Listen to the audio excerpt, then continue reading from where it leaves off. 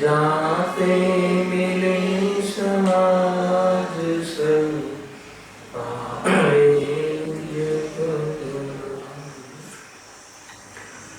बहुविधि मिथ्या गहन थी मलिन थया निज अभाव थताई हेतुनो सहज रूप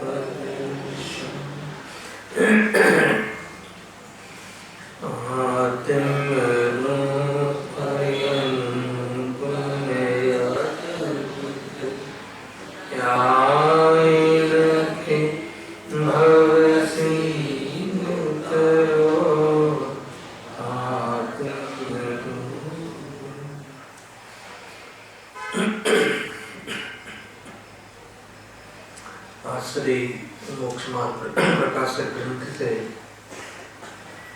अन्य मत निराकरण पेज नंबर 139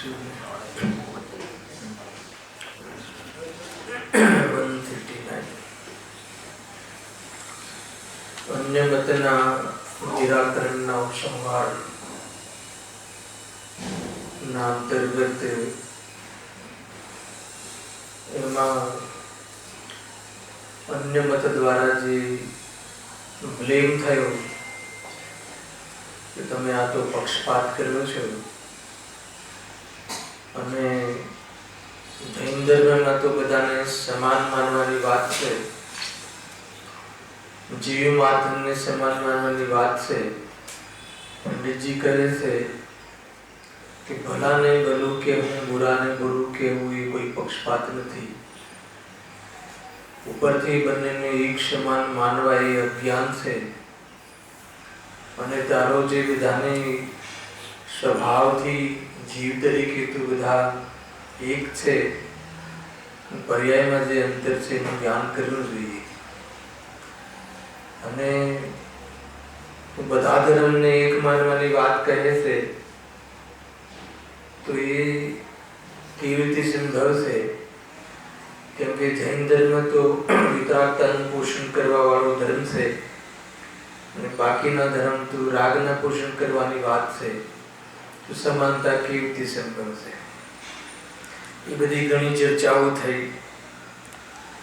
तमे अंतमां ए कहे छे के ठीक छे बधी वात पण अन्य मतनी निंदा करवामां आवे तो एने दुख थाय एनुं शुं?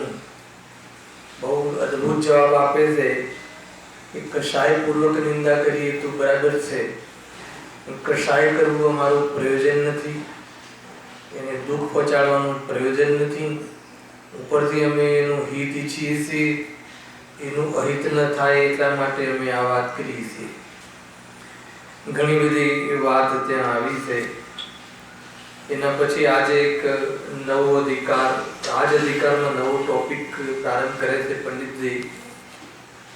અને જે अन्य मतના જે ગ્રંથ છે એમાં જૈન ધર્મની જે પ્રાચીનતા અને સમીચીનતા એમના ગ્રંથોના માધ્યમથી, એના ગ્રંથોમાં જે શ્લોક આવે છે એના માધ્યમથી જૈન ધર્મની પ્રાચીનતા અને સમીચીનતા કેવી રીતે સિદ્ધ થાય છે એની ચર્ચા અહીંયા કરી છે। એક વાત ખ્યાલમાં રાખવી કે જૈન ધર્મને કોઈ અન્ય ધર્મની પ્રમાણિકતાની જરૂર નથી, સર્ટિફિકેટની જરૂર નથી। કોઈ અન્ય ધર્મ આપણા ધર્મની પ્રશંસા કરે એવી કોઈ આપણને અને સર્ટિફિકેટની તો જરૂર નથી। પરંતુ એ લોકો માટે વાત કહી છે કે તમારા મતમાં પણ અમારા આ સત્ય ધર્મ વિશે વાત આવી છે અને એની સમ્યક્તતા, એની મહાનતા પણ વર્ણન કરવામાં આવી છે। ખરેખર તો જૈન મતની જે પ્રાચીનતા કહો, અનાદિ અનંતપણું કહો, જે આ અવસરપીણ ઉપસરપીણના ચતુર્થ કાલમાં તીર્થંકરોનું આ કાલે ઐરાવત અને ભરત ક્ષેત્રે 24 તીર્થંકરોનું આવું થાય છે અને આવું અનાદિથી થાય છે અને અનંતકાલ થવાનું છે। તથા વિદેહ ક્ષેત્રે તો વિષ તીર્થંકર કાયમ વિરાજે છે, એટલે એમના જે પ્રણેતા છે એ પણ અનાદિ અનંત છે. અમને જે વસ્તુનું સ્વરૂપ બતાવે છે તથા જે છ દ્રવ્ય છે એ અનાદિ અનંત છે. દરેક દ્રવ્યમાં પોતાનું અસ્તિત્વ આગવો ગુણ છે અને સતને લઈને ઉત્પાદિત દ્રવ્યોત્તમ સત દરેક દ્રવ્યની અનાદિ અનંત સિદ્ધિ થાય છે. અને વિશ્વ સાત તત્વ અનાદિ અનંત છે, વિતરાગતા મોક્ષ અનાદિ અનંત છે, સંસાર અનાદિ અનંત છે, એના કહેવા વાળા બતાવવા વાળા પણ અનાદિ અનંત છે. એ પ્રમાણે અહીંયા જૈન ધર્મમાં લોજિકલી સિદ્ધ થાય છે. છતાં થોડો પંડિતજીને વિકલ્પ આવ્યો હશે તો કે અન્ય મતોમાં તમારા મતોમાં પણ જે અહીંયા જૈન ધર્મ વિશેની જે પ્રાચીનતાની વાત કરી છે અને એનું જે સમ્યક પણ વાત છે એની અહીંયા વર્ણન કરવામાં આવે છે. જો પેજ નંબર 139 બહુ અદભુત છે. આજે થોડું ને એમને ખાલી એક શ્લોકોની રજૂ કર્યા છે ને શ્લોકોમાં જે આપણા ભગવંતોનો મહિમા એમને કરી છે એનું થોડીક ચર્ચા કરી છે. એટલે આપણે એને વાંચનના રૂપમાં આગળ લઈશું કે સમજાવવા જેવું લાગશે તો આપણે ચર્ચા કરીશું. યોગ વશિષ્ઠ 36,000 શ્લોક પ્રમાણ છે. કોઈ યોગ વશિષ્ઠ લોકોના કોઈ શાસ્ત્રની વાત છે. તેના પ્રથમ વૈરાગ્ય પ્રકરણમાં અહંકાર નિષેધાધ્યાયમાં અધ્યાયનું નામ છે.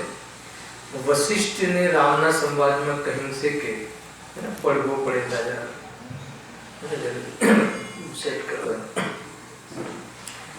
શું કહે છે કે શ્લોકમાં વૈરાગ્ય પ્રકરણમાં કેવી રીતે વશિષ્ઠ અને રામ એમના જે સંવાદ લખ્યા છે એમને ત્યાં એની ચર્ચા અહીંયા કરી છે. જો રામોવાચ રામ કહે છે.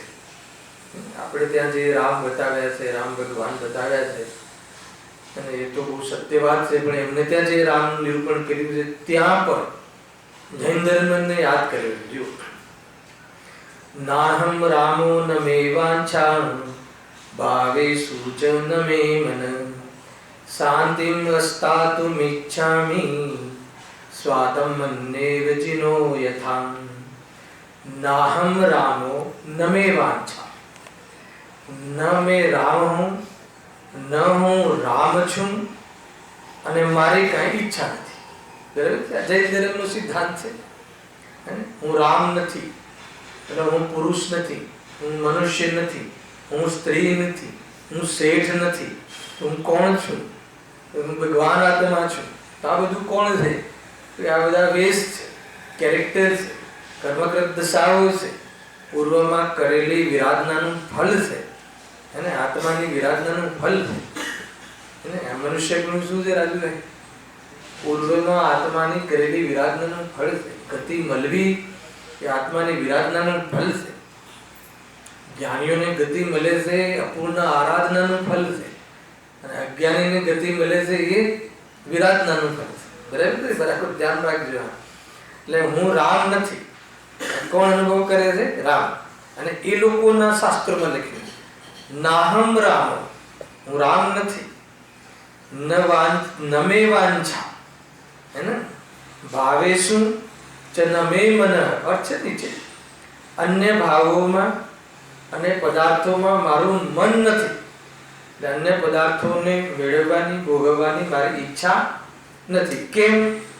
એને સ્વાંત મન્યેવ જીનો યથા લખ્યું છે ને. કેમ? કેમ કે હું તો જીનો યથા જીન દેવની સમાન શાંતિમસ્તાતુમ ઇચ્છામિ જિનેન્દ્ર ભગવાનની જેમ મારા સ્વયંમાં સ્વાત્મન્યેવ સ્વ આત્માના આશ્રયથી શાંતિ સ્થાપવા ઈચ્છું છું. બરાબર છે. તો આ વાત તો જૈનોની છે, જિનેન્દ્ર ભગવાનની વાત છે. એને પાછું લખ્યું ને જીનો યથા જિનેન્દ્ર ભગવાનની જેમ. કેવું છે જિનેન્દ્ર ભગવાનનું સ્વરૂપ? સ્વરૂપમાં લીન છે, મસ્ત છે, પોતાના આત્માના આશ્રયથી સ્વરૂપમાં લીન રહે છે તો હું રામ નથી, મને કોઈ અન્ય પદાર્થોની ઈચ્છા પણ નથી. હું તો જિનેન્દ્ર ભગવાનની જેમ સ્વરૂપમાં લીન થઈને શાંતિ ઈચ્છું છું. ખ્યાલ તો અહીંયા કહે છે આ શ્લોકમાં રામચંદ્રજીએ જીન સમાન થવાની ઈચ્છા કરી. તેથી રામચંદ્રજી કરતા જીનદેવનું ઉત્તમપણું થયું. ટોપિક કયો ચાલે છે? જીનદેવ શાસ્ત્ર ગુરુ અથવા જૈન ધર્મ, એની ઉત્તમપણું, એની સમીચીનતા એટલે ઉત્તમપણું, એનું મુખ્યપણું અને પ્રાચીનપણું. રામ સ્વયં તમારા ભગવાન રામ, એમના ભગવાન રામ એ શું ઈચ્છે છે? જિનેન્દ્ર ભગવાનની જેમ બનવાનું ઈચ્છે છે. એટલે જિનેન્દ્ર ભગવાન ઉત્તમ થયા એમના રામથી એક, અને એના પહેલા કોઈએ આ કાર્ય કર્યું છે એટલે એનાથી પ્રાચીન થયા બે. દરેક જગ્યાએ આ જૈન ધર્મની પ્રાચીનતા અને સમીચીનતા મહાનતા એ દ્રઢ કરાવે છે, સિદ્ધ કરાવે. બહુ જોરદાર છે આ. જો હવે વળી દક્ષિણામૂર્તિ સહસ્રનામ લોકોના ગ્રંથ છે એમાં બી સહસ્રનામ હોય. એમને બી એમના ત્યાં અનેક ભગવાનોના નામને બધું આપ્યું છે. તો ત્યાં અરહંત ભગવાનને, નેમી ભગવાનને એ રીતે યાદ કર્યા છે. શિવોવાચ, શિવ ઉવાચ, શિવ કહે છે, કેરેક્ટર છે કોઈ.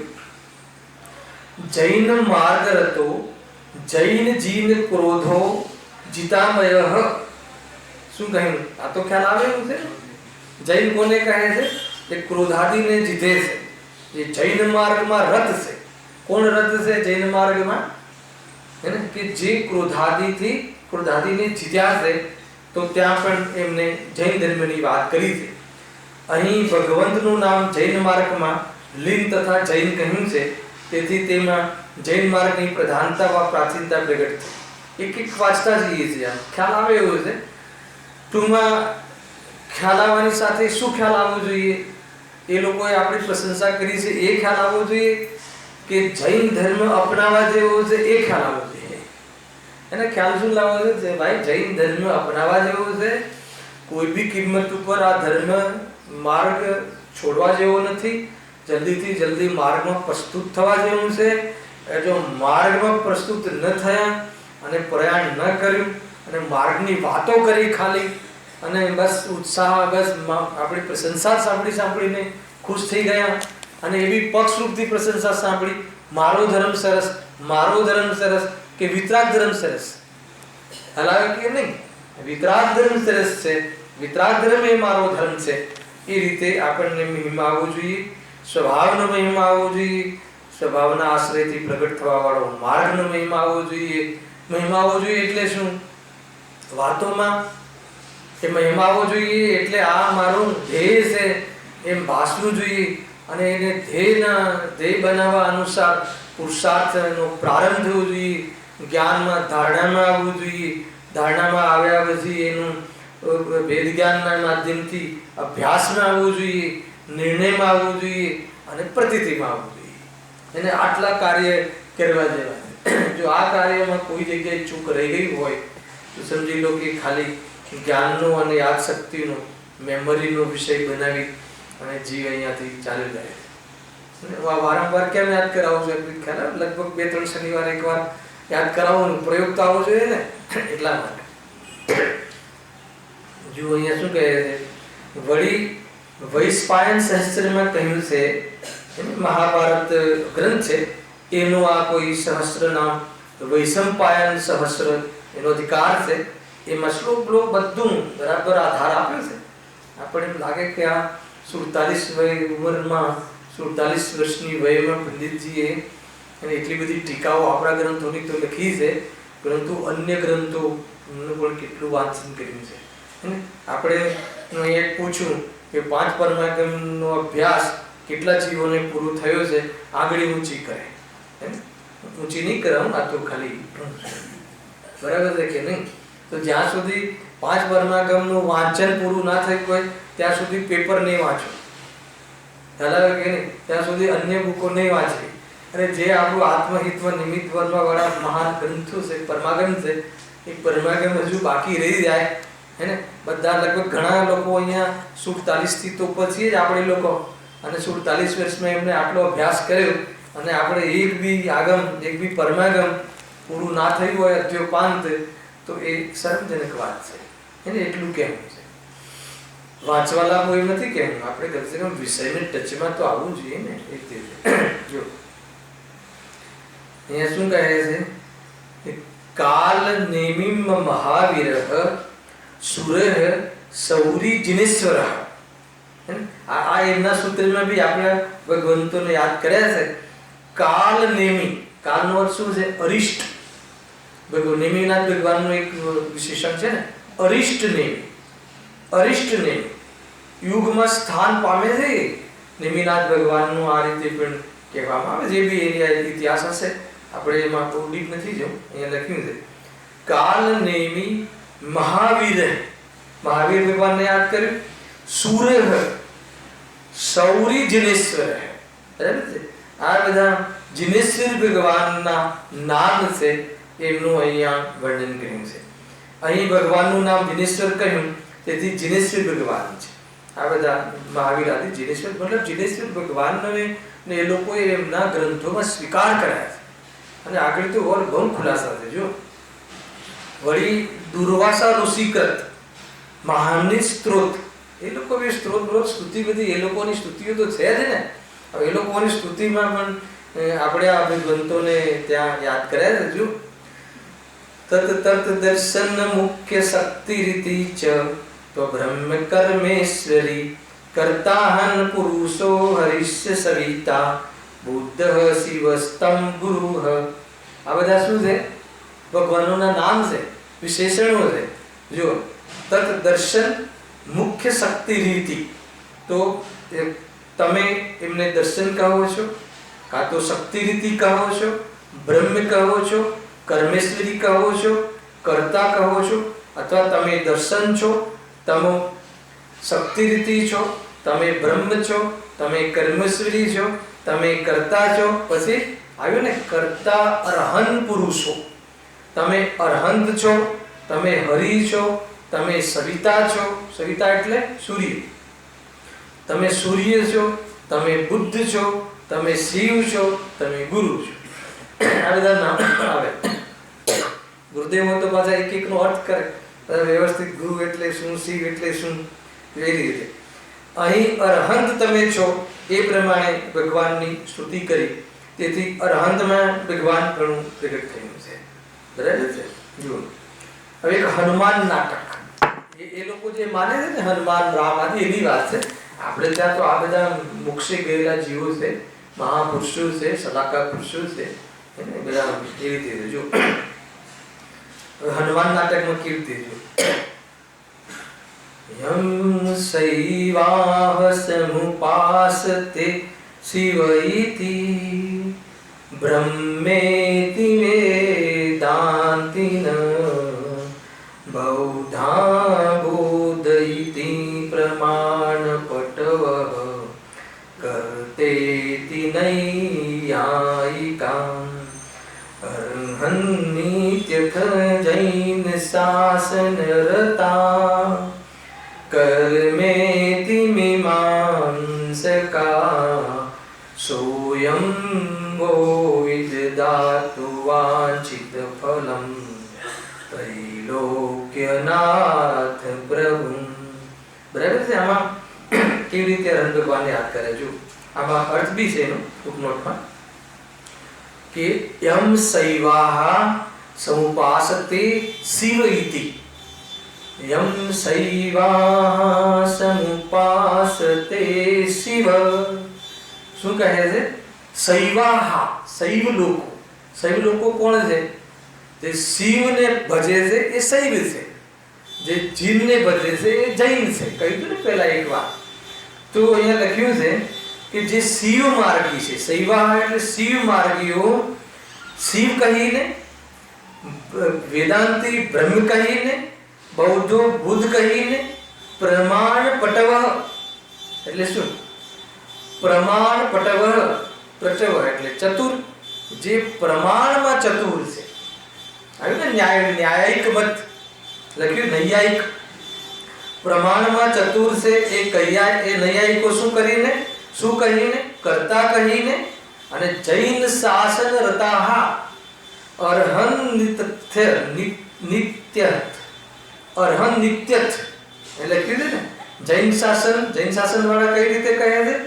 જૈનો અર્હંત કહીને આવ્યું, એ લોકો સ્વીકારે છે. કર્મેતી મીમાંસકા કર્મ કહીને સ્વયંભૂ વિદધાતુ વાંછિત ફલમ ત્રૈલોક્યનાથ પ્રભુ. એ રીતે ત્રૈલોકનાથ પ્રભુ તમારા મનોરથને સફળ કરો. એ રીતે ભગવાનની ઉપાસના કરીને, આ રીતે ઉપાસના કરીને પોતાના મનોરથને સફળ કરે છે. બસ એટલી વાત છે કે અહીંયા પણ જિનેન્દ્ર ભગવાનને, અર્હંત ભગવાનને યાદ કરે છે. એટલું જ છે, એટલા માટે હું વાંચી લઉં છું. હવે એક પ્રશ્ન આવ્યો છે બહુ જોરદાર. અહીં છયે મતમાં ઈશ્વર એક કહ્યો. સાંભળજો એ લોકો શું કહે છે. તેમાં અર્હંત દેવને પણ ઈશ્વરપણું પ્રગટ કર્યું છે. ટૂંકમાં અર્હંત ભગવાનને પણ ઈશ્વર તરીકે માને છે. તો પ્રશ્ન થયો એ લોકો તરફથી કે જેમ અહીં સર્વ મતોમાં એક ઈશ્વર કહ્યો તેમ તમે પણ માનો.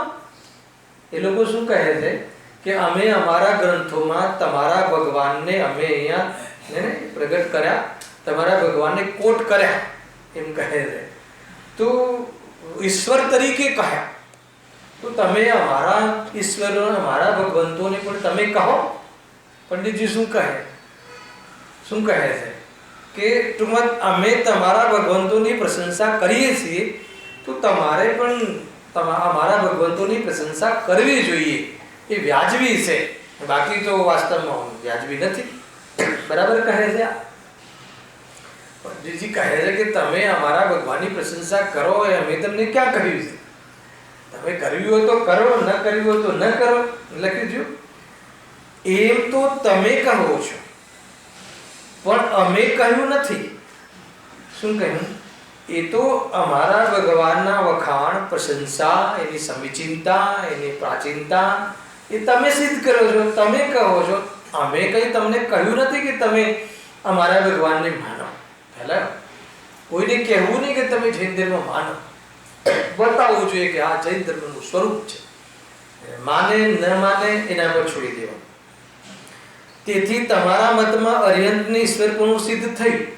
અમારા મતમાં પણ જો એમ જ કહીએ તો અમે પણ શિવાદિકને ઈશ્વર માનીએ, તો અમારે પણ શિવાદિકને ઈશ્વર માનવા પડે. તો અમે એવું કાંઈ અમે એને ઈશ્વર રાગીને સરાગી જીવોને ઈશ્વર માનતા નથી. જો બહુ બે વેપારીનું ઉદાહરણ આપ્યું છે જબરજસ્ત. આ બધું તમે શું કામ કરો છો? તમારી પાછળ શું દ્રષ્ટિકોણ છે, અંદરમાં શું પાપ છે પેટમાં, એ બતાવે. જેમ કોઈ વ્યાપારી સાચા રત્ન બતાવે, કોઈ વેપારી સાચા રત્ન બતાવે તથા કોઈ જૂઠા રત્ન બતાવે. બે વેપારી છે, બરાબર, રત્નો બતાવે.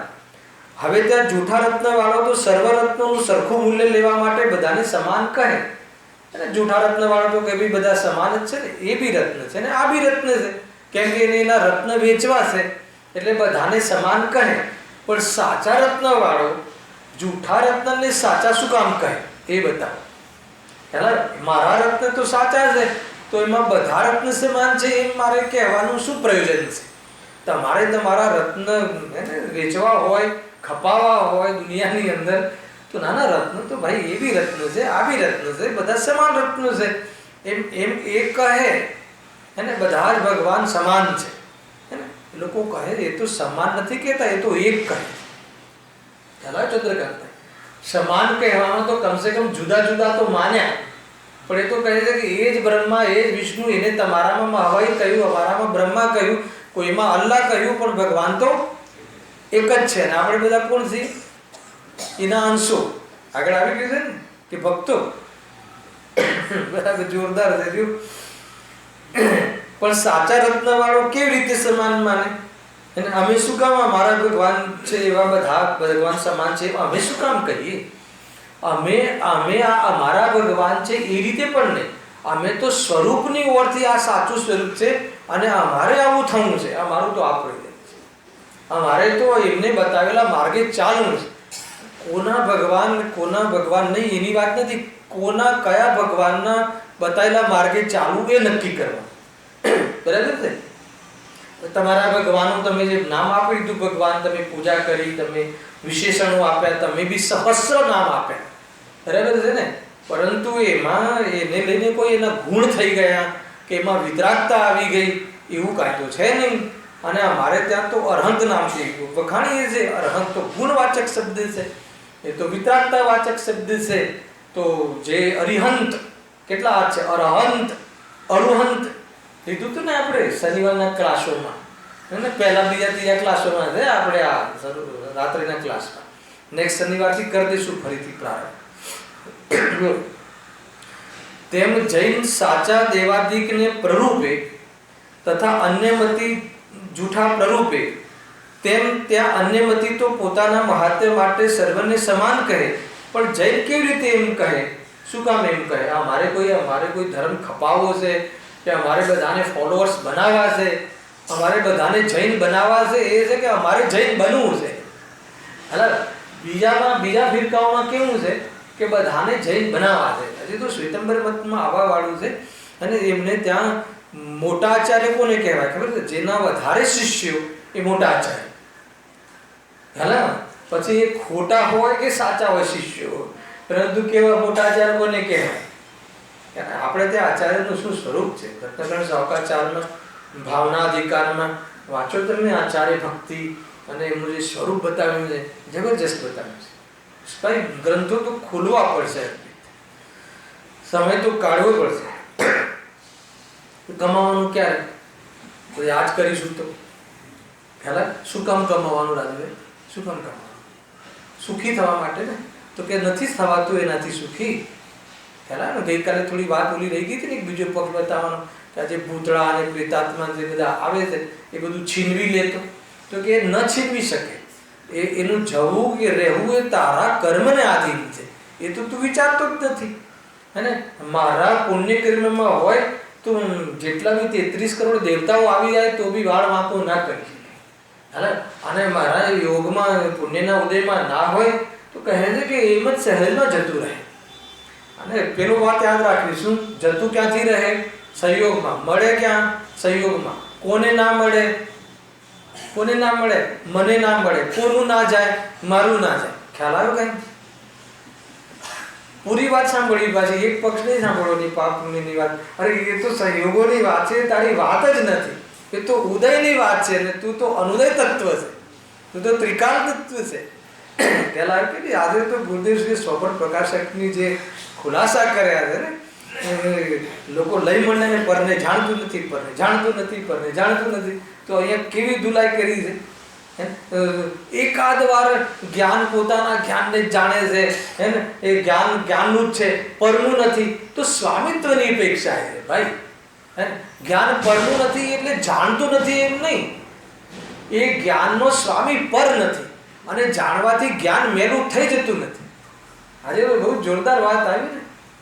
જાણવાનો તો સ્વભાવ છે, પરને જાણવાનો સ્વભાવ છે, સ્વપરને જાણવાનો આત્માની સ્વભાવ છે. સ્વપરને જાણવું એ જ્ઞાનની વાનગી છે. આવા શબ્દો કહ્યા છે. અને જાણવાથી કોઈ મલિન થોડી થઈ જાય છે. જાણવામાં આવેલા પદાર્થો એમાં મારું તારું કરવાથી જીવને મિથ્યાત્વ થઈ જાય. જો જાણવામાં મિથ્યાત્વ, કેટલી જબરજસ્ત વાત આવી. દર્પણનું ઉદાહરણ આ તે બહુ જ એના પર પ્રવચન કર્યું હોય ને તો ખુલાસા બહુ વિશેષ થાય. કારણ કેટલી જો એમાં ધર્મ અધર્મ ક્યાં છે? કોઈ પદાર્થ જાણવામાં આવે, જ્ઞેય જાણવામાં આવે, તો જ્ઞેય જાણવામાં આવ્યા એમાં જ્ઞેયાકાર, તો જ્ઞેયની ઓળથી જ્ઞેયાકાર છે. અને જ્ઞેયાકાર જ્ઞાન એ જ્ઞાનનું સ્વરૂપ છે. જ્ઞાનાકાર, જ્ઞેયાકાર, જ્ઞાન અને જ્ઞેયાકાર. છઠ્ઠી ગાથા યાદ કરો. બરાબર? હવે જ્ઞેયાકાર જે જ્ઞાન છે તો એ તો જ્ઞાનનું સ્વરૂપ છે. તો જાણવું તો સ્વરૂપ છે, પણ એમાં મિથ્યાત્વ ક્યાં બેઠું છે? કોઈ જાણવામાં પદાર્થ આવ્યો તો મેં લીધું અને મેં મૂક્યું એવું જે માન્યું એનું નામ શું? અચ્છા, લીધું મૂક્યું નથી. લઈ લેવાય ને મૂકી શકાય એવી વ્યવસ્થા નથી પ્રકૃતિમાં. પણ મેં લીધું ને મેં મૂક્યું એવું જે માન્યું એ મિથ્યાત્વ છે. અને એ જાણ્યું એ સ્વભાવ છે. અરે આ મિથ્યાત્વ છે, એમાં પણ જાણવું થાય છે એ પારણામિક ભાવ છે. અને પારણામિક ભાવ પર ધ્યાન જાય તો મિથ્યાત્વ રહે નહીં, તો ધર્મ પ્રગટ થઈ જાય. બસ આટલું જ છે. આવી બહુ જોરદાર વાત છે ભાઈ. થોડો અધ્યાત્મ બી ખ્યાલ આવી જાય ને, એમને હાલ તો સાંભળ્યું છે, તાજું તો છે. જાણવાની બ્યુટી છે એમ નહીં, જાણવાનો સ્વભાવ છે. એટલે કરોડ રૂપિયા જતા રહ્યા તો શું થયું? આત્માનું શું થયું? જાણવામાં આવ્યું. એને આવી ગયા તો શું થયું? જાણવું થયું. જ્ઞાનમાં તો આવું જ થાય છે, જવું કઈ થતું નથી. અચ્છા, કોનું આવું થયું જ્ઞાનમાં? જો વ્યવહાર કથન એમ કહે છે કે જ્ઞાનીઓનું જાણવા રૂપે આવું થયું, જાણવાનું આવું થયું. નિશ્ચય કહે છે, સાંભળજો, નિશ્ચય કહે છે કે ગાયકનું જાણવું થયું. સાંભળજો, આગળ કહે છે કે શુદ્ધ વ્યવહાર તરીકે જોઈએ તો ગાયકનું જાણવું થયું એ વ્યવહારમાં ગયું. ખરેખર જાણવું એ તો સ્વભાવ છે.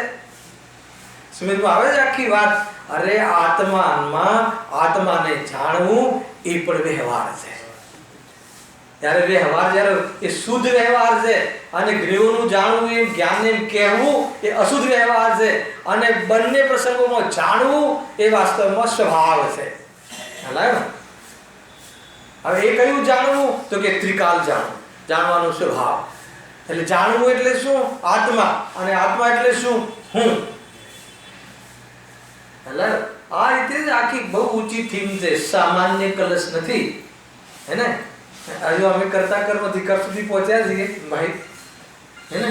જ્યારે આવીશું ત્યાં સુધી તો સર્વેશું ત્યાં અધિકાર છે ને? કયો અધિકાર? સ્યાદવાદ અધિકાર. એના પછી બોલો.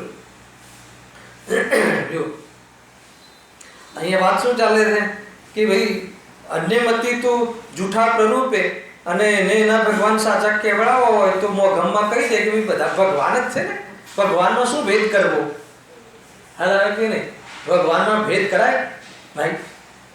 એટલે દેવમાં ભેદ કરાય? દેવ શબ્દ બી બહુ રોચક શબ્દ છે. કેમ કે તકલીફ એ છે કે અરિહંતને પણ દેવ કહેવાય છે, અને દેવ ગતિના દેવોને દેવ કહેવાય. ત્યાં પણ બહુ ભૂલવું પડે. અરિહંત ભગવાન જે દેવ છે મનુષ્ય ગતિનો જીવ છે, અને દેવ ગતિના દેવ છે અસંયમી. હે ને? એ ચોથા ગુણ સ્થાનથી ઉપર ના જઈ શકે એ પ્રકારના એ દેવ ગતિના દેવો છે. તો એ તો હવે નામ શબ્દો ઓછા છે અને પદાર્થો બહુ છે, એટલે કેટલાક શબ્દો કોમન થઈ જાય. એટલે ભાઈ દેવ તો કહ્યું ને, તો કે એ દેવની વાત નથી, વિતરાગી દેવની વાત. હે ને? ઘણી બધી બાબતો છે. હવે જો જીનવાણીને નામ કહે. વળી રુદ્રયામન તંત્રમાં ભવાની સહસ્ર નામમાં પૃષ્ઠ 9 માં એમ કહ્યું છે કે જીનવાણીને ભવાની બી કહેવાય છે. ખ્યાલ છે કોઈને? ઘણી સ્તુતિમાં ભવાની શબ્દ આવે તો આપણે ઓલા ભવાની યાદ નહીં કરવા. હવે નામ એક છે, હે ને? શબ્દ એક છે ને અર્થ ઘણા થાય છે. શું કરે? આપણે જીનવાણીને સરસ્વતી પણ કહેવાય તો તરત જ એના મગજમાં સરસ્વતી દેવી પેલા જે છે ને દેવી એ યાદ આવી જાય. તો કે એ તો દેવ ગતિના દેવો છે. હે ને? એ તો બધા વેતર દેવો છે, નીચલી જાતિના દેવો છે.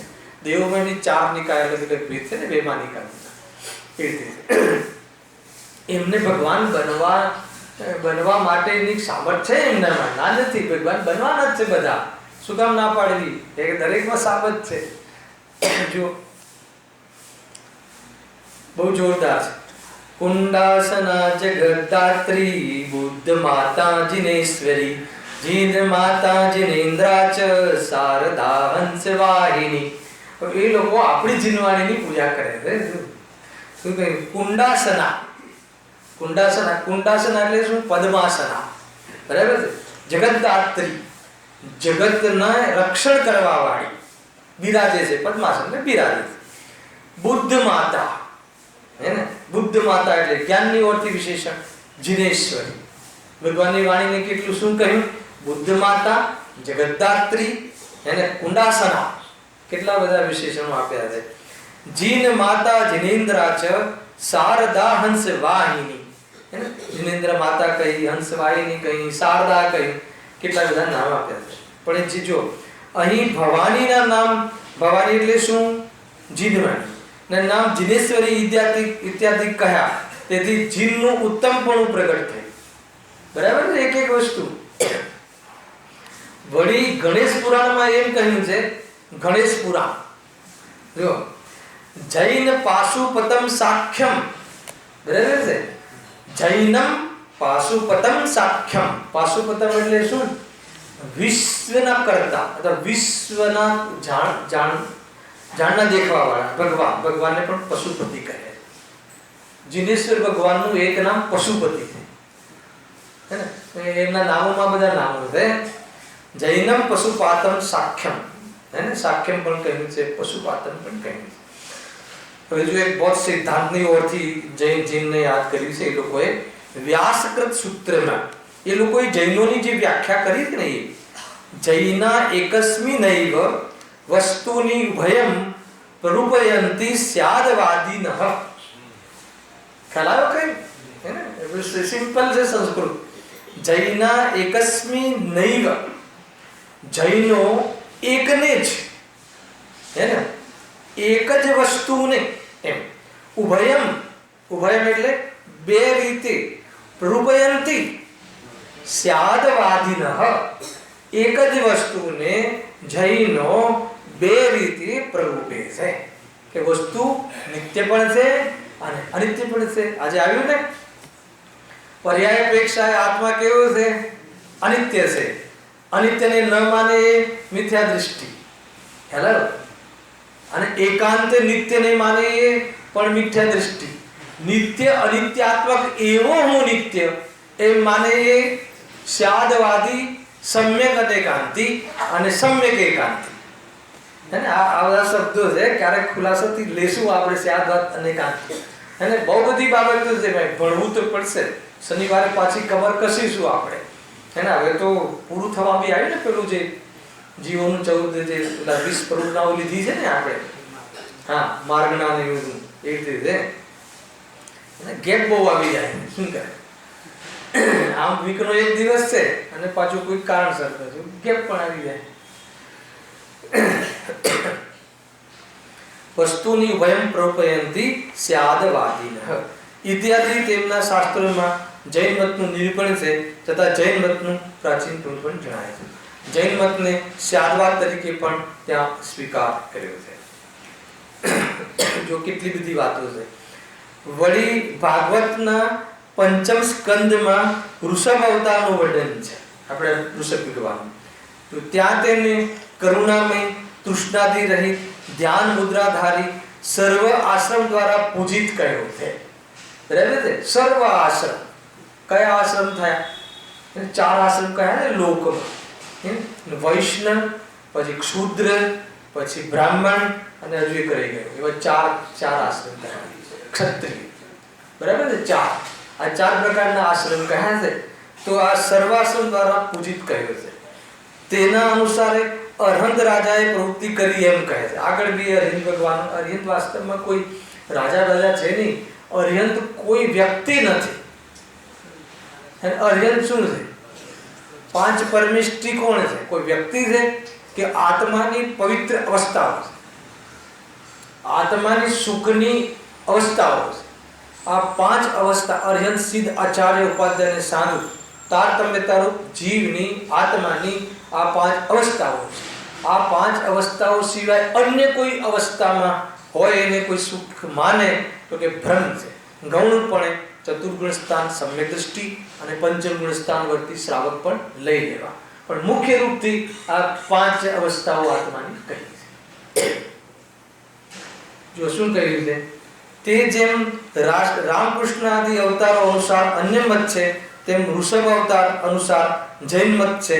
એમ તમારા મત વડે જ જૈન મત પ્રમાણ થયું. ટૂંકમાં એ પણ એ અલગથી જૈન મતનો સ્વીકાર કરે છે. અમુક જે મતો છે એ અહીં આટલો વિચાર વિશેષ કરવો કે કૃષ્ણ આદિ અવતારો અનુસાર વિષય કસાયોની પ્રવૃત્તિ હોય છે, તથા વૃષભ અવતાર અનુસાર વિતરાગ ભાવ, સામ્ય ભાવની પ્રવૃત્તિ હોય છે. બહુ જોરદાર વાત કરી છે. જો ટૂંકમાં આટલી વાત પછી હજુ પંડિતજી એ વાત નથી છોડતા કે તમે તમારા મતમાં જૈન મતને વિતરાગ મત ઠેરવો છો, જૈન મતને આ રીતે પવિત્ર મત બતાવો છો, તો પછી 2 મત કૃષ્ણ મત અને વૈષ્ણવ વિતરાગ મત બંને સમાન કેવી રીતે થાય? કેમ? એ લખ્યું. કૃષ્ણાદિ અવતારો અનુસાર વિષય કષાયોની પ્રવૃત્તિ હોય છે. એમના જ મતોમાં કૃષ્ણ અવતારમાં તો વિષય કષાયોના પોષણની વાત છે, અને ઋષભ અવતાર હમણાં તમે વિતરાગ ભાવ કહો તો સામ્ય ભાવની પ્રવૃત્તિ હોય છે. હવે અહીં બંને પ્રવૃત્તિ સમાન માનીએ તો ધર્મની વિશેષતા ન રહે. તમે બંનેને સમાન કહો તો એક ધર્મ છે, એક અધર્મ છે, એક વિતરાગતા છે, એક રાગ છે, એક પાપ છે, એક જય ધર્મ છે. ખ્યાલ તો એ બંનેની સમાનતા કેવી રીતે કહેવાય? જો એક ઉપદેશ આપે છે, તથા જો વિશેષતા માનીએ, પહેલા તો બેને જુદી માનવી, એક ન માનવી. અને વિશેષતા માનવી કોને, વિશેષ માની કોને કહેવાય ખબર છે? આશ્રવ અને આત્મા કરતા કર્મ અધિકારનો ભાઈ આ શૈલી છે, હે ને? આશ્રવ અને આત્મા વચ્ચેનો તફાવત જાણવો, તફાવત જાણીને પછી શું કરવું? ભિન્ન જાણવો. હવે એ કેવી રીતે? પહેલા તફાવત એટલે બંનેના સિમ્પટમ્સ દ્વારા બંનેને અલગ અલગ છે એ રીતે જાણવું. તફાવત જાણીને પછી શું કરવું? તો કે ભિન્ન જાણવા. ભિન્ન જાણવા એટલે શું ખબર છે? આત્માને આશ્રવથી ભિન્ન જાણવા. આ બધા જે શબ્દ છે ને ભાઈ દીપકભાઈ, લોકોને ખ્યાલ નથી આવતો કે આમાં શું કેમ છે. ભિન્ન જાણવા, આપણે ભિન્ન છે એમ જાણવા એટલે, હે ને? ભિન્ન જાણવાનો અર્થ ખબર છે?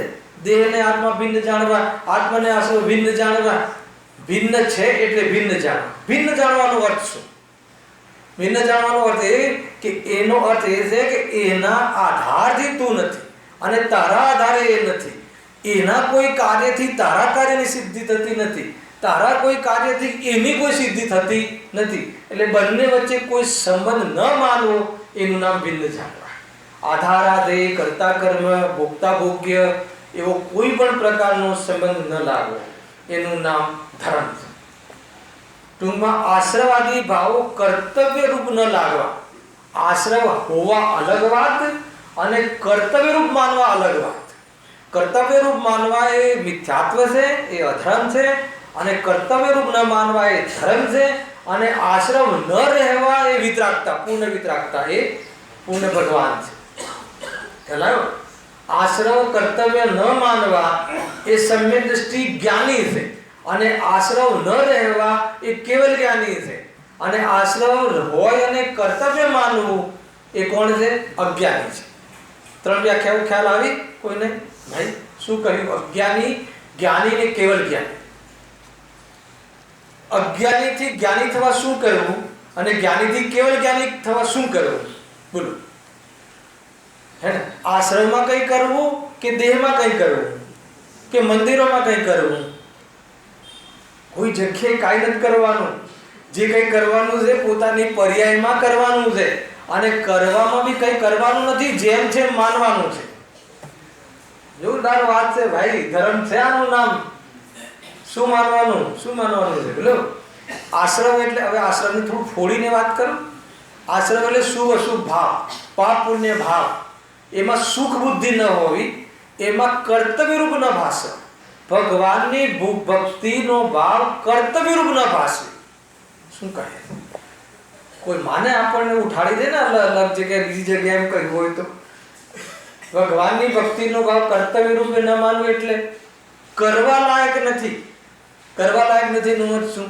એનાથી નિર્જરા નથી, એનાથી જીવની મુક્તિ નથી, એનાથી જીવને સુખ થતું નથી, પણ હોય છે ખરી. હે ને? તો એને કર્તવ્ય ન ભાષે, એમાં સંતુષ્ટ ન થઈ જાય તો જ્ઞાની, અને ભક્તિનો ભાવ છૂટી જાય તો કેવલ જ્ઞાની. ખ્યાલ આવે કે નહીં?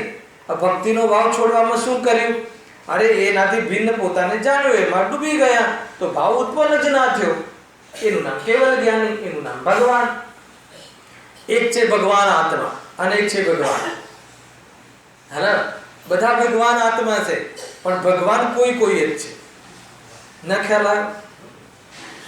ખ્યાલ આવે કે નહીં? આપણે બધા ભગવાન આત્મા છીએ, પણ ભગવાન પર્યાયમાં જે પરમાત્મા પણ પ્રગટ કર્યું એ ભગવાન છે. ઘણી બધી બાબતો છે. મને એવો વિકલ્પ રહેતો જીતુભાઈ કે સભામાં દરેક જીવોને પોતપોતાનો વિષય મળવો જોઈએ. દરેક કેટેગરીના જીવો આવે ને તો એને થોડું, જે શરૂઆતમાં આવ્યો હોય તો પ્રારંભિક, કોઈને સૂક્ષ્મ જાણવાનું થાય તો હમણાં જે સ્વપન પ્રકાશક, અને કોઈને જાણકારી લેવી હોય તો આ પાંચમો અધિકાર, દરેક વસ્તુ એક સાથે આપણે અહીંયા ચર્ચા કરી રહ્યા છીએ. ખ્યાલ આવે એટલે થોડો ટાઈમ લાગે. જો અહીં આટલો વિચાર વિશેષ કરવો કે કૃષ્ણ આદિ અવતારો અનુસાર વિષય કશાયની પ્રવૃત્તિ હોય છે તથા ઋષભ અવતાર અનુસાર વિતરાગ ભાવ સામ્ય ભાવની પ્રવૃત્તિ હોય છે. હવે અહીં બંને પ્રવૃત્તિ સમાન માનીએ તો ધર્મ અધર્મની વિશેષતા જ ના રહે. બરાબર છે? તો ધર્મ અધર્મનો કોઈ ભેદ જ ના રહે, બે એક હોય તો પછી. તથા જો વિશેષતા માનીએ તો શું? મારે તો આ વાતનો અર્થ કરી દો. વિશેષતા માની કોને કહેવાય રાજુભાઈ? જે ભલી હોય તેને અંગીકાર કરો, એનું નામ જુદા માન્યા. જુદા કરવાના નથી, જુદા છે. એક માન્યા છે ત્યાં જુદા માનવાના છે. જુદા શું કામ માનવાના છે? જુદા છે, હેલા. તો એને વાસ્તવમાં ધર્મ અંગીકાર કર્યો કે શ્રદ્ધા થઈ ને સંવેદનશીલ. જો આગળ વળી દશાવતાર ચારિત્રમાં બદ્ધવા પદ્માસનમ યો નયન યુગ મિંદમ નયસ્ય નાસાગ્ર દેશે. આ બધી કોની વિશેષતાઓ છે? બુદ્ધ ભગવાનને આ રીતે પૂજે છે એ લોકો. અને બધી વિશેષતાઓ આપણે ભગવાનની છે, વિતરાગી ભગવાનની છે. બદ્ધવા પદ્માસનમ, જે પદ્માસનમાં બિરાજે છે, બેઠેલા છે. બદ્ધવા એટલે બંધાયેલા છે, પદ્માસનમાં બેઠેલા છે. નયન યુગમિદમ, નયન એટલે આંખ, યુગમિદમ એટલે બંને. નયસ્ય નાસાગ્ર પ્રદેશે, નાસાગ્ર દૃષ્ટિથી બે નયન કેવા છે? નાસાગ્ર દૃષ્ટિથી બીજા બિરાજે છે, હે ને. આંખ બંધ કરી દેવું એનું નામ પ્રમાદ છે, અને આંખ ખુલ્લા રાખીને ફાફા મારવા એનું નામ, હે ને, જે કહેવું હોય કહી દેજો, શબ્દ નથી કહેતો. બરાબર છે? અને નાસાગ્ર દૃષ્ટિ જે છે એનું નામ ભગવાન છે. બરાબર? નાસાગ્ર દૃષ્ટિ હોય ભગવાનની. ઇત્યાદિ બુદ્ધાવતારનું સ્વરૂપ અર્યન જેવું લખ્યું છે. તમે તમારા ભગવાનનું સ્વરૂપ તો આ મારા ભગવાન છે, સાચા ભગવાન વિતરાગી ભગવાન છે એવું સ્વરૂપ લખ્યું છે. તો ભલે અમે એમ નથી કહેતા કે તમે અર્યનને માનો, પણ અર્યન પૂજ્ય થયા કે નહીં એવું લખ્યું છે. હવે જો એવું સ્વરૂપ પૂજ્ય છે તો અર્યન દેવ સહજ પૂજ્ય થાય. જો તમે એ સ્વરૂપને પૂજ્ય માનો છો તો એવું સ્વરૂપ જેનું હોય એ પૂજ્ય થયા કે ના થયા? અર્યન કેવા છે? પૂજ્ય છે. એટલું વાત કરીએ. જો આગળ વળી કાશી ખંડમાં દેવદાસ રાજાને સાંભળજો એક વાત. સંબોધી રાજ્ય છોડાવ્યું. ત્યાં નારાયણ તો વિનય કીર્તિ અતિ થયો, લક્ષ્મીને તો વિનયથી આર્જિકા કરી. લક્ષ્મી નારાયણ આવે છે ને, બે લક્ષ્મી ને નારાયણ બે છે. એક નારાયણ અને એમની પત્ની લક્ષ્મી. તો નારાયણને તો વિનય કીર્તિ અતિ થયો, અતિ એટલે મુનિ, બરાબર છે. અને લક્ષ્મીને તો વિનયથી અર્જિકા કરી. લક્ષ્મીને શું કહ્યું? આર્જિકા, બરાબર છે. તથા ગરુડને, ગરુડ કોણ છે? એમનું વાહન, ગરુડ વાહન છે ને. અહીંયા શું કહ્યું? ગરુડને શ્રાવક કરે. સીતાજીના આવે છે ને વાર્તામાં, પેલા કયું ગરુડ કરે? શું એનું? જટાયુ. એ કહે છે ને કે ભાઈ આ પંચમગુણ સ્થાન વર્તી છે, એની સેવા કરજો. જટાયુ નામનું પ્રાણી પંચમગુણ સ્થાન વર્તી. વિચાર કરો, એવું કથન છે. હવે જો સંબોધન કરવા કાળે જૈન વેશ બનાવ્યો. આ યતિ એટલે મુનિ, આરિકા એટલે આપણે જે માતાજી કહીએ છીએ આરિકા, અને શ્રાવક પંચમગુણ સ્થાનમાં શ્રાવક, આરિકા, બરાબર છે. આ બધા વેશ કોના છે? એ તો જૈનોના વેશ છે. તો તમે ઓળખવા માટે જૈન વેશ તો કયા? તો જૈન હિતકારી અને પ્રાચીન પ્રતિભાસે છે, બરાબર છે. એનો અર્થ એ થઈ ગયો કે જૈન કેવા છે? પ્રાચીન છે. એ બધા વેશ પ્રાચીન છે.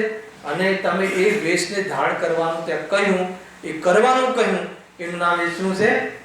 સમ્યક છે. એ વાસ્તવમાં મહાન વેશ છે. હવે પ્રભાસ પુરાણ.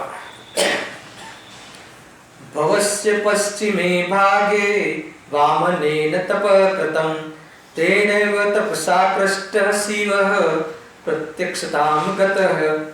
હવે જો આપણી વાત આવે. પદ્માસન સમાસીન શ્યામ મૂર્તિ દિગંબરઃ નેમિનાથ શિવેન્નેવં નામ ચક્રે અસ્ય વામનઃ કલિકાલે મહાઘોરે સર્વ પાપ પ્રણાશક, સર્વ પાપ પ્રણાશનમ આવે છે ને આપણામાં બી, હે ને પેલું છે ને સ્તુતિ દર્શનની, દર્શન દેવસ્ય દર્શનમ દર્શન પાપ નાશક, એમાં છે ને એવું કાંઈ જોઈ લે. દર્શનાદ સ્પર્શનાદેવ કોટિ યજ્ઞ ફલપ્રદ. તો સુંદર લખ્યું છે. જો એ વામન છે ને, વામન જે શબ્દ છે એમાં બે રીતે લેવાય. એક તો તુચ્છ વ્યક્તિ વામન, નાનો, અને એક કેરેક્ટર લઈ લો, કોઈ વામન નામનું એમાં કેરેક્ટર હશે. તો કેવી રીતે સ્તુતિ કરે છે અને ક્યારે કરે છે? ભવસ્ય પશ્ચિમે ભાગે. એનો અર્થ શું? ભવસ્ય પશ્ચિમે ભાગે. ભવસ્ય એટલે જીવન, એ વખતનો ભાવ.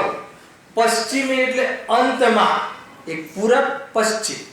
પૂરબ એટલે શરૂઆતમાં, પશ્ચિમ એટલે અંતમાં. ઉગે એટલે પૂરબ, આત્મે એટલે પૂરબ, પશ્ચિમ.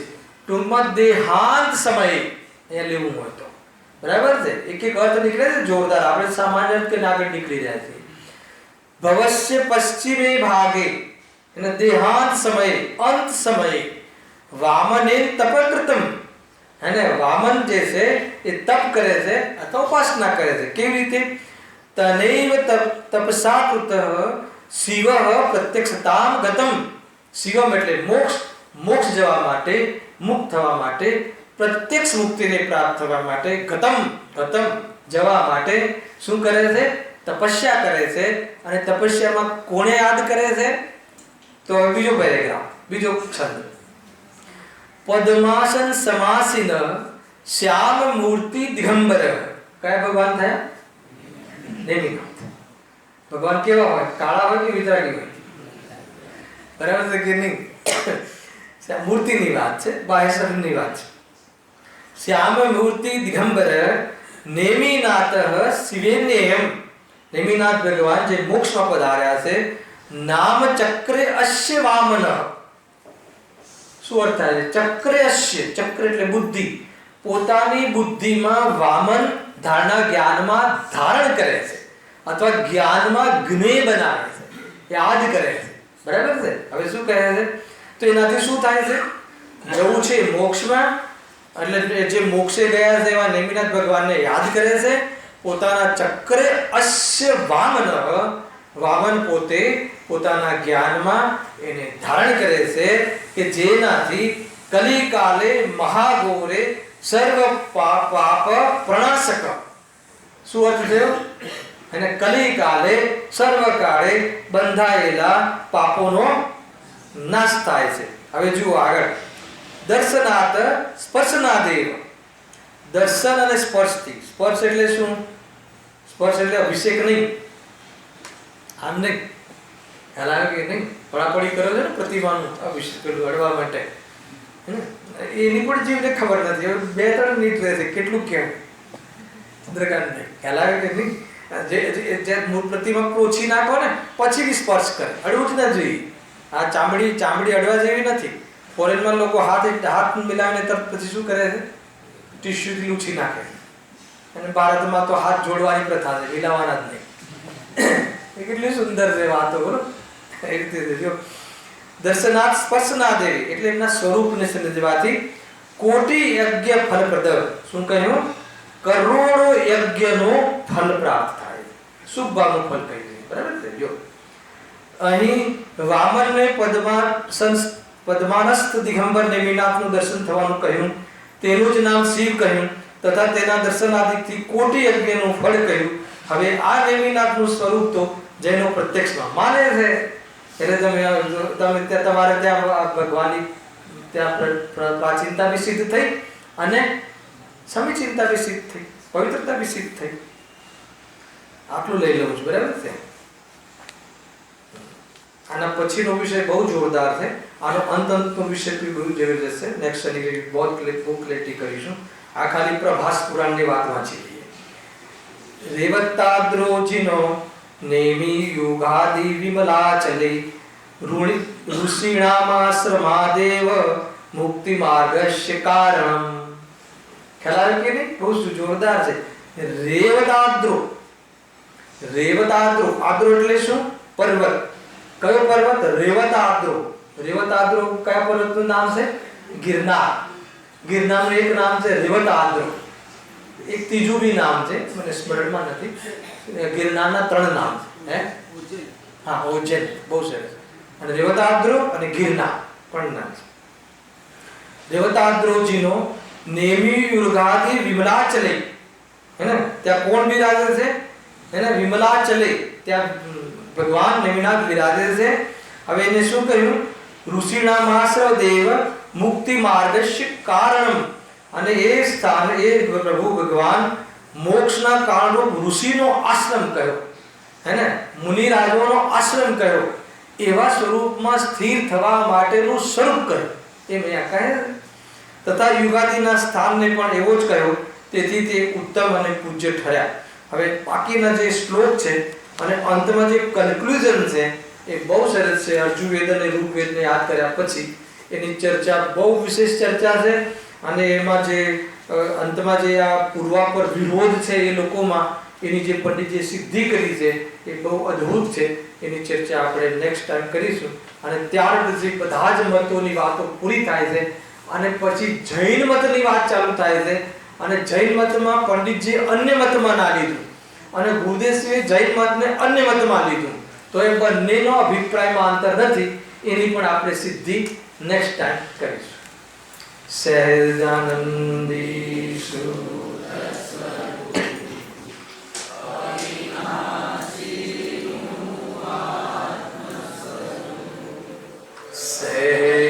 સહેજાનંદી શુદ્ધ સ્વરૂપ